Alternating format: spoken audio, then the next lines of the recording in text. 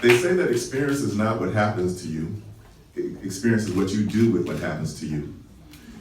In the election, we saw oranges and we got lemons. Yeah. Right? So the question is, do we have the creativity and the courage to make lemonade?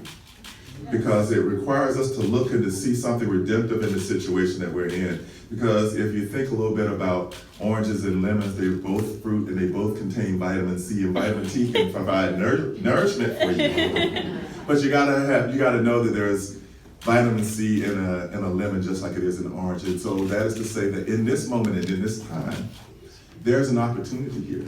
If we're only smart enough and courageous enough to look for it and courageous enough to pursue it. So if you are, I think you're amongst those 700 people in this area who are in for the long haul. And so, while it's our right to remain silent, I don't recommend it. So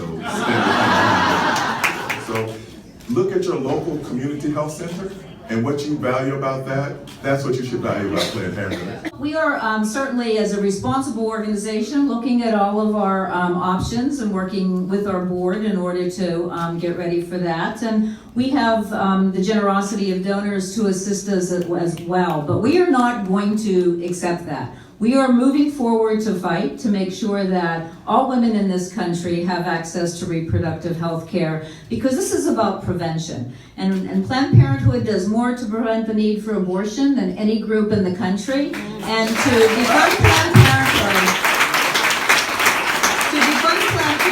is un-American. So whenever you look at what's happening in America, if we want everybody to have an equal chance at the table, women absolutely have to have a human right to control their own destiny. We're not out here protesting. We're out here as Christians laying our lives down for our neighbors. We're out here because we care about these children and for the women. We offer help to the women.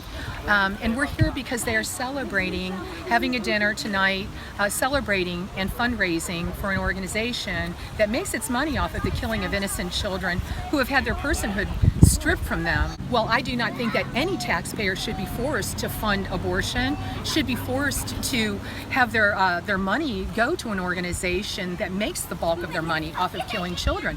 There are people in this country, there are women in this country that believe that abortion is terribly wrong. It's an abomination before God, and we don't want our money going to fund abortion or anything else that Planned Parenthood does. So yes, we're in favor of defunding Planned Parenthood, but most importantly, we want to see personhood restored to the most vulnerable in the nation, the unborn.